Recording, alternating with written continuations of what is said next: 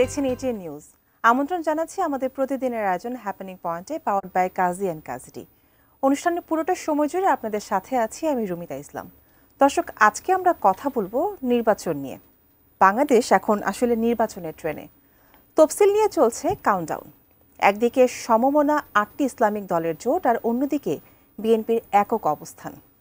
আর এর মাঝে হ্যাঁ না ভোট নিয়ে কিন্তু তুমুল বিতর্ক, সমালোচনা আর শঙ্কা আছে। তো এইরকম যখন পরিস্থিতি, তখন এই পরিস্থিতিতে বাংলাদেশের মানুষ কি আসলে নতুন একটি গণতন্ত্র রক্ষা করবে এমন নির্বাচন সামনে পাবে? এমন কোনো নির্বাচন কি বাংলাদেশের সামনে হবে যেটার উপর জনগণ পূর্ণ আস্থা এবং সমর্থন রাখতে পারবে? এই নির্বাচন নিয়ে আমরা আজকে কথা বলবো আমাদের টক শোতে, যে নির্বাচনের পরিবেশ, রাজনৈতিক আনুকূল্য, প্রতিকূলতা, ভোটারদের আস্থা এবং সামনে কি অপেক্ষা করছে বাংলাদেশের গণতন্ত্রের জন্য। সেই হিসাবে আমরা কথা বলবো নির্বাচনের ট্রেন, জোটের মাঠে উত্তাপ, এই বিষয় নিয়ে। আমাদের সাথে আজকে স্টুডিওতে উপস্থিত আছেন মাসুমুর রহমান খলিলি, নির্বাহী সম্পাদক, নয়া দিগন্ত। আপনাকে স্বাগত আমাদের অনুষ্ঠানে। ধন্যবাদ। যেটি নিয়ে কথা বলছিলাম, আপনি তো শুনছিলেনই আমার কথা, যে এখন তো তফসিল ঘোষণা শুরু হয়ে যাবে কিছুদিনের মধ্যে। তো তফসিল ঘোষণার আগেই এত বিতর্ক, তো এটা কি নির্বাচনকে ঘিরে জনগণের জন্য কোনো আস্থার সংকট তৈরি করবে কিনা? প্রথম কথা হচ্ছে কি, রাজনৈতিক দলগুলোর মধ্যে বিতর্কটা এটা খুব বেশি বড় ধরনের অশুভ কোনো কিছু না। কারণ প্রত্যেকটা দল তার নিজস্ব এজেন্ডা আছে, আদর্শ আছে। স্বাভাবিকভাবেই এক দলের সাথে আরেক দলের প্রতিদ্বন্দ্বিতা থাকতে পারে। আর নির্বাচন মানে হচ্ছে কি একাধিক গ্রুপ, একাধিক ফ্রন্টের একটা প্রতিদ্বন্দ্বিতা।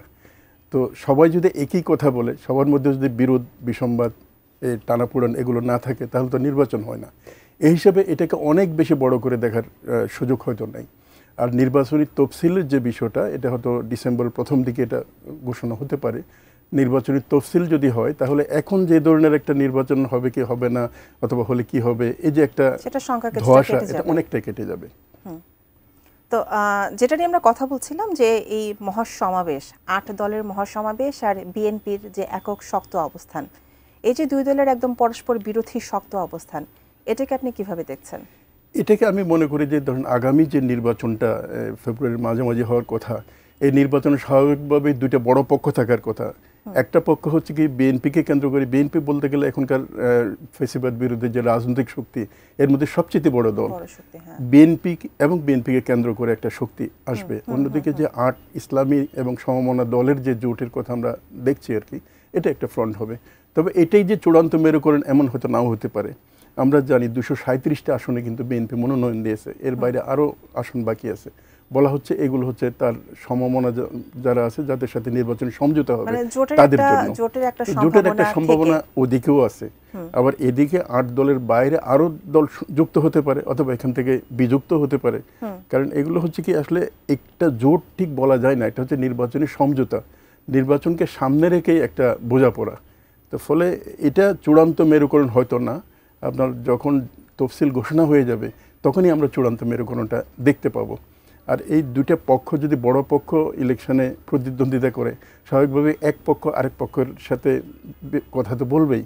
তো সবচেয়ে বড় একটা আশাবাদের যে দিকটা আছে, সেটা হচ্ছে কি, এই যে ঐক্যমত কমিশন লম্বা সময় ধরে, প্রায় 6 মাস ধরে কিন্তু তাদের কার্যক্রমটা চালিয়েছে এবং একটা বোঝাপড়া হয়েছে।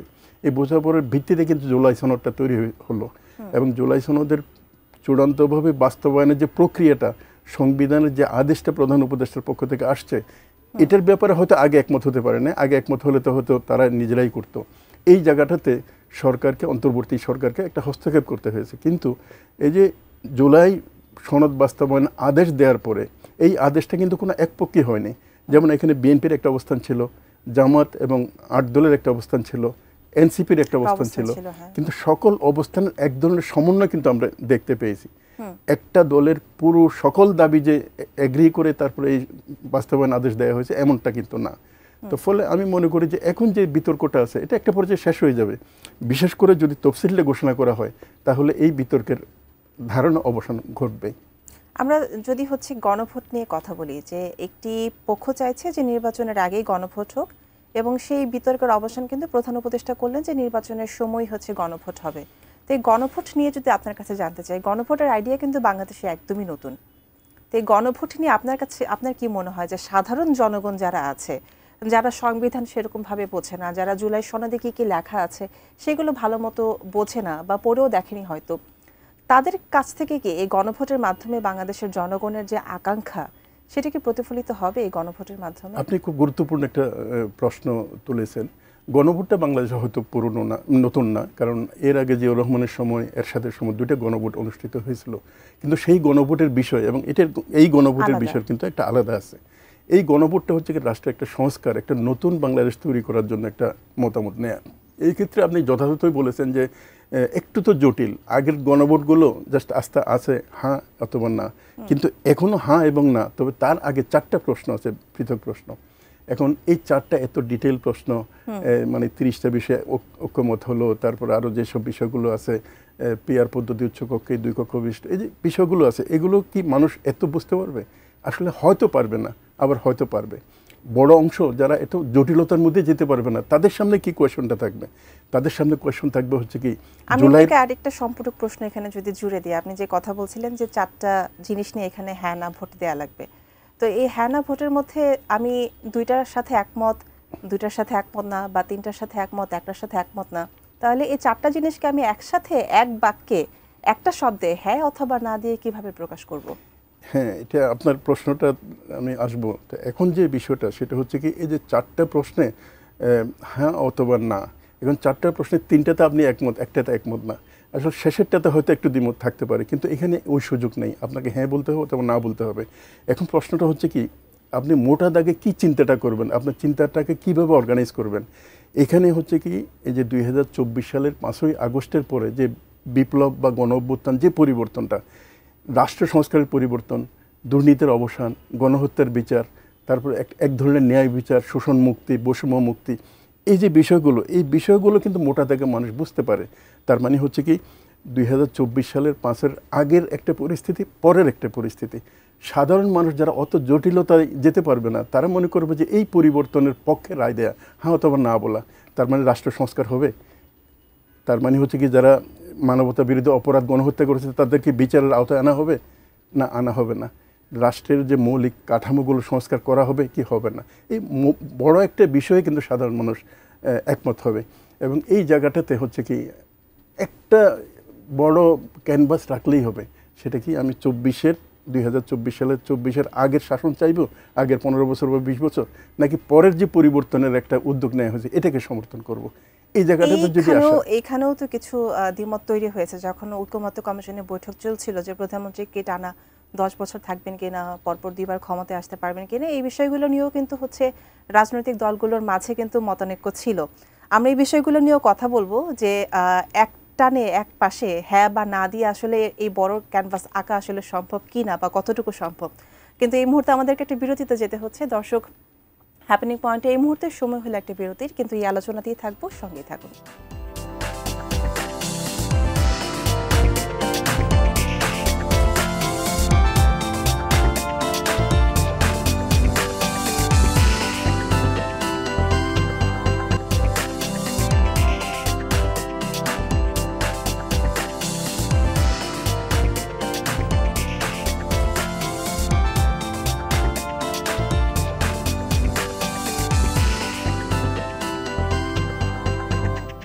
দর্শক, আবার আমন্ত্রণ হ্যাপেনিং পয়েন্টে, পাওয়ার্ড বাই কাজী অ্যান্ড কাজিটি। কথা বলছিলাম নির্বাচন নিয়ে, নির্বাচনের মাঠ নিয়ে, এবং নির্বাচনকে ঘিরে বিভিন্ন জোট গঠন নিয়ে। আমরা এর আগে যেটি বলছিলাম, যে নির্বাচনকে ঘিরে ক্ষমতায় যাওয়ার জন্য, সরকার গঠন করার জন্য যে জোট গঠন করা, বাংলাদেশের ইতিহাসে এটি বেশ পুরনো একটি নিয়ম, যে নির্বাচনের জন্য, ক্ষমতায় যাওয়ার জন্য, মানুষকে ইলেকশনে নিয়ে আসার জন্য জোট গঠন করা হয়। তা আমরা ইতিমধ্যে একটা দেখতে পাচ্ছি যে সমমনা 8টি ইসলামিক দল মিলে একটা জোট গঠন করেছে। বিএনপি এখনো পর্যন্ত অফিসিয়ালি একাই আছে, বিএনপি কারোর সাথে যোগ দেয়নি, বা কেউ এসে বিএনপির সাথে যোগ দেয়নি। তো আপনার কি মনে হচ্ছে সামনে কি কি হতে পারে জোটের মাঠে? জোটের মাঠে আমার ধারণা হচ্ছে কি, 3টা পক্ষ আসতে পারে। 3টা পক্ষ মানে 3টা রাজনৈতিক সমঝোতা অথবা রাজনৈতিক ফ্রন্ট, যেটাই আমরা বলি। আপনি 8 দলের কথা বললেন, 8টা দল অলরেডি তারা আন্দোলনের কর্মসূচির মধ্যে ঐক্য তাদের মধ্যে দেখা যাচ্ছে। এই 8 দল হয়তো একসাথে এরা ঘোষণাও দিয়েছে যে তারা হয়তো কমন জোট হবে না, কিন্তু নির্বাচনে একটা বোঝাপড়া হবে এবং একটা বাক্সে ভোট পড়বে। তার মানে এই দলগুলোর সমর্থক যারা আছেন, তারা মানে একই প্রতীক নাও হতে পারে, একাধিক প্রতীক হতে পারে, কিন্তু এক সমঝোতার ভিতরে একজন প্রার্থী একটা কনস্টিটিউয়েন্সি থাকবে, মানে তাদের ভোটের ব্যাংকটা ভাগাভাগি হবে না, এটা হচ্ছে তাদের কথা। এবং এর সাথে হয়তো আরো দুই একটা দল যুক্ত হতে পারে। ফলে এটা মোটামুটি ধরা যায় যে প্রো ইসলামিক যে দলগুলো আছে এরা অভিন্নভাবে ইলেকশন করবে। অন্যদিকে তার কাউন্টার যেটা আছে, আপনি ঠিকই বলেছেন, বিএনপি অফিসিয়ালি এখনো পর্যন্ত কোনো জোটের কথা বলে নাই, কিন্তু আনঅফিসিয়ালি তারা বিভিন্ন দলের সাথে কিন্তু আলাপ আলোচনা ইত্যাদি করছে, যেটার প্রমাণ আমরা দেখতে পাই। তারা কিন্তু 237টা আসনে নমিনেশন দিয়েছে দলের প্রার্থী যারা আছে তাদের। এর মধ্য থেকে কিছু বাদ যেতে পারে, অথবা অবশিষ্ট যে আসনগুলো আছে এখানেও হয়তো দলীয় প্রার্থী আসতে পারে। তারা যেসব দলকে ফ্রন্টের মধ্যে সমঝোতার মধ্যে আনার কথা চিন্তা করে এই আসনগুলো শূন্য রাখছে, যদি কোনো দলের সাথে সমঝোতা না হয় তাহলে হয়তো ওই দলগুলোতে নিজেরা নমিনেশন দিতে পারে। এখানে আরেকটা বড় বিষয়, জোটের যে মেরুকরণটা, সেটা হচ্ছে কি এনসিপি কি করবে। এনসিপি তো নতুন একটা দল। এনসিপি বলা যায় যে 24-এর অভ্যুত্থানের পরের যে ইয়াং জেনারেশন যারা আছে তাদের একটা দল, যদিও এদের মধ্যে একটা বিভক্তি ইত্যাদি আছে। তো এনসিপি আমরা এখনো পর্যন্ত তাদের ঘোষিত যে অবস্থানটা দেখতে পাই, সেটা হচ্ছে কি তারা পৃথকভাবে নির্বাচন করবে এবং সম্পূর্ণ একা, এবং পাশাপাশি সমমনা কিছু দলের সাথে তারা আলাপ আলোচনা চালিয়ে যাচ্ছে। তারা তৃতীয় একটা জোট অথবা তৃতীয় একটা ফ্রন্ট হিসেবে কাজ করবে। তবে ভেতরের যে খবরগুলো আমরা জানতে পাই, সেটা হচ্ছে কি এনসিপির যারা লিডারশিপ আছে এদের মধ্যে কিন্তু একাধিক মত আছে। একটা মত আছে তারা হচ্ছে বিএনপির সাথে একটা সমঝোতা যাবে, যেমন আমরা এমন কথাও শুনি যে 20টা বা 25টা আসন নিয়ে কথাবার্তা হচ্ছে, এবং নতুন যদি সরকার বিএনপি গঠন করে তাহলে এখানেও এনসিপির একটা অংশীদারিত্ব থাকবে, এটাও আবার শুনি। তারপর একটা অংশ কিন্তু এটার বিরোধিতা করে, কারণ বিএনপির একটা অবস্থান এই 24-এর ব্যাপারে অনেক সময় কিন্তু একটু ধোঁয়াশা মনে হয়।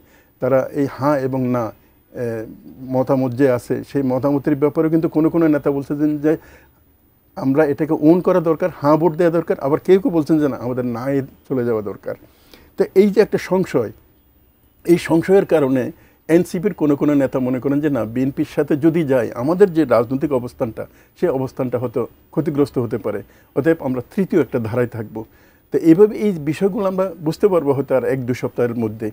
মোটা দাগে আমরা সম্ভাব্য রাজনৈতিক মেরুকরণ ফ্রন্টের ক্ষেত্রে, জোটের ক্ষেত্রে যেটা দেখতে পাই, কমপক্ষে 2টা জোট তো অবশ্যই হচ্ছে, বিএনপি এবং সমমনা, আর জামাত ইসলামী আন্দোলন এবং অন্যান্য যে দলগুলো এখন আন্দোলন করতেছে সেটা।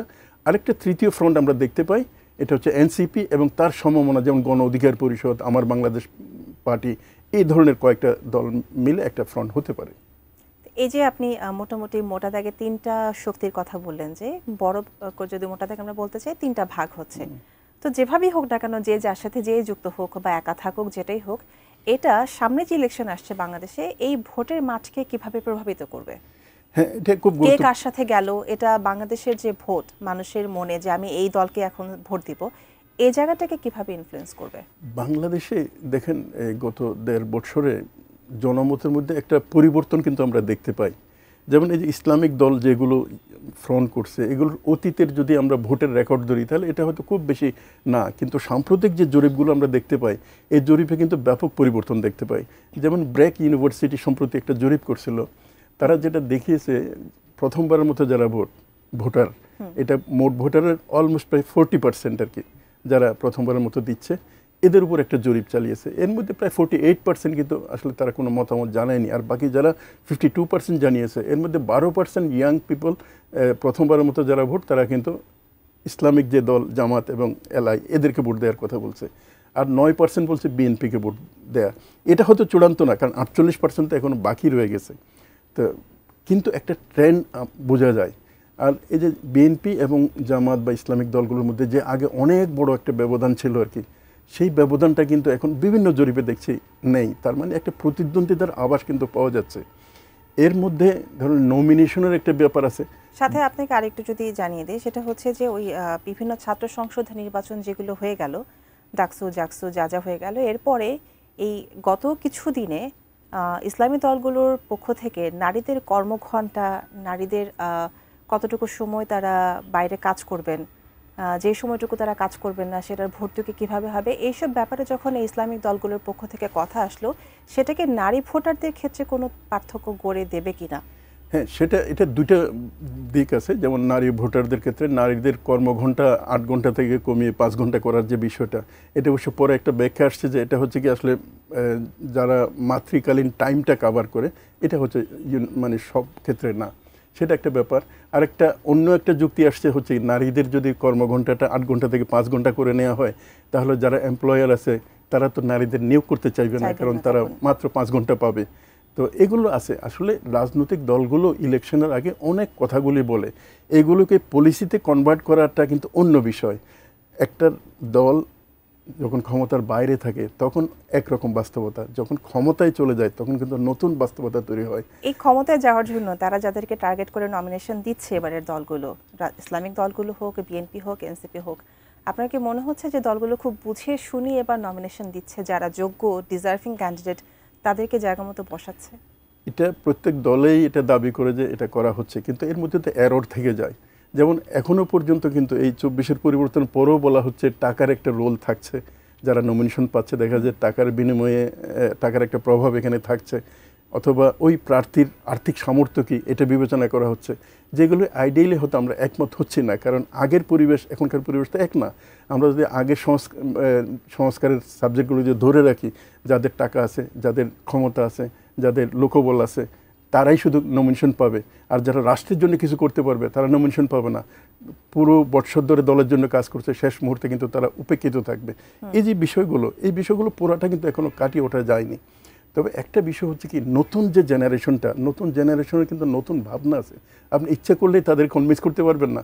সেটা কিন্তু আপনি যে ছাত্র সংসদ নির্বাচনের কথা বললেন, ধরেন আমরা এই যে যারা এনসিপি নতুন, তারা এনসিপির সমর্থক ছাত্র সংগঠন কিন্তু সব ইউনিভার্সিটিতে জিততে পারে নাই। যারা জিতছে তাদের প্রতি হয়তো আস্থা রাখছে, কিন্তু এইটাও কিন্তু চিরস্থায়ী না। এমন হতে পারে যে 1 বছর পরে যদি আবার সংসদ নির্বাচন হয়, এখন যারা জিতছে তারা নাও জিততে পারে, তাদের পারফরমেন্সকে বিবেচনা করে হয়তো এটা করা হবে। আগামী ভোটে এটা কিন্তু একটা প্রভাব পড়বে। আমার ধারণা হচ্ছে কি, অতীতের ভোটের যে প্যাটার্ন, সেই প্যাটার্নটা পরবর্তীবার কিন্তু একরকম নাও থাকতে পারে। আমাদের সময় একদম শেষের দিকে, আমি আপনাকে শেষ প্রশ্নটি করছি, সেটা হচ্ছে ভোটারদের নিরাপত্তার অংশগ্রহণ নিশ্চিত করতে সবচেয়ে জরুরি কি বিষয়? আর সাথে আরেকটি প্রশ্ন দিয়ে শেষ করে দেব, সেটা হচ্ছে বাংলাদেশের নির্বাচন, আসন্ন নির্বাচন যদি কোনো কারণে সুষ্ঠু এবং গ্রহণযোগ্য না হয়, সেক্ষেত্রে বাংলাদেশের অবস্থান কি হবে, ভবিষ্যৎ কি হবে বলে মনে হয় আপনার? প্রথম কথা হচ্ছে কি, ভোটারদের নিরাপত্তাটা খুব জরুরি, এবং ভোটার তার ইচ্ছা মতো ভোট দিতে পারবে, এবং যে মতামতটা জানালো সেটা সেই অনুযায়ী ফলাফল হবে, এটাই হচ্ছে মূল একটা কোর বিষয়। আরেকটা বিষয় হচ্ছে কি, যদি এই নির্বাচনটা বিতর্কিত হয় অথবা কোনো গোলমাল হয়, তাহলে ভবিষ্যৎ গণতন্ত্রের জন্য কী অবস্থা? কয়েকদিন আগে বিহারের রাজ্যসভা নির্বাচন হয়েছে ভারতে। এই নির্বাচনে দেখা যাচ্ছে যারা ক্ষমতায় ছিলেন তারা কিন্তু একচেটিয়া জয়লাভ করেছে, 243টা আসনের মধ্যে 202টা আসনে জয়লাভ করছে। কিন্তু এই নির্বাচনে অনেক প্রশ্ন কিন্তু থেকে গেছে।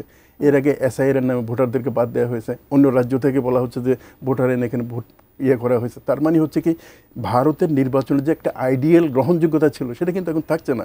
2008 সালের বাংলাদেশের যে নির্বাচনটা, আপাত দৃষ্টিতে মনে হয় যে এই নির্বাচনটা খুবই ভালো হয়েছে, কিন্তু ভেতরে যদি গভীর করা হয় তাহলে এখানে কিন্তু অনেক ধরনের কারসাজি ইত্যাদি ছিল। 2008 সালের নির্বাচন এবং বিহারের নির্বাচনকে এক করা হচ্ছে।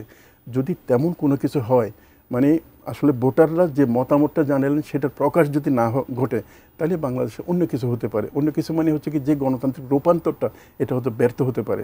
আরেকটা বিষয় আছে, সেটা হচ্ছে কি, এখনকার উপদেষ্টা পরিষদ, প্রধান উপদেষ্টা সহ একটা ঐতিহাসিক নির্বাচন ওনারা প্রত্যাশা করেন। ঐতিহাসিক নির্বাচন শুধু প্রত্যাশা করলে হবে না, এটার জন্য আপনার সিভিল ব্যুরোক্রেসি, তারপর পুলিশ প্রশাসন, নিরাপত্তা বিষয়, এবং ইলেকশনে যারা দায়িত্ব পালন করবে তাদের ব্যাপার, এবং সামগ্রিক পরিবেশটা মানে লেভেল প্লেয়িং ফিল্ডটা এনশিওর করতে হবে। সেটা যদি এনশিওর করতে পারে তাহলে হয়তো সম্ভব একটা ফ্রি ফেয়ার ইলেকশন। বাংলাদেশে এইরকম ইলেকশন তো কাছাকাছি ইলেকশন হয়েছে 1991 সালে। সেটাই আশা করব যে রাজনৈতিক দলগুলো যারা এবার হচ্ছে নির্বাচনে অংশ নিচ্ছে তাদের সবার মাধ্যমে বাংলাদেশে একটি সুষ্ঠু নির্বাচন আমরা উপহার পাবো। আপনাকে অসংখ্য ধন্যবাদ আমাদের সাথে আজকে উপস্থিত হয়ে এই আলোচনায় অংশগ্রহণ করার জন্য। আপনাকে ধন্যবাদ। দর্শক, আমরা কথা বলছিলাম নির্বাচন নিয়ে, বাংলাদেশের মানুষ যাতে একটি সুষ্ঠু সুন্দর নির্বাচন পেতে পারে এবং গণতন্ত্র যাতে তার আপন মনে চলতে পারে, সেই আশা দিয়ে আজকে অনুষ্ঠান শেষ করছি। ভালো থাকবেন।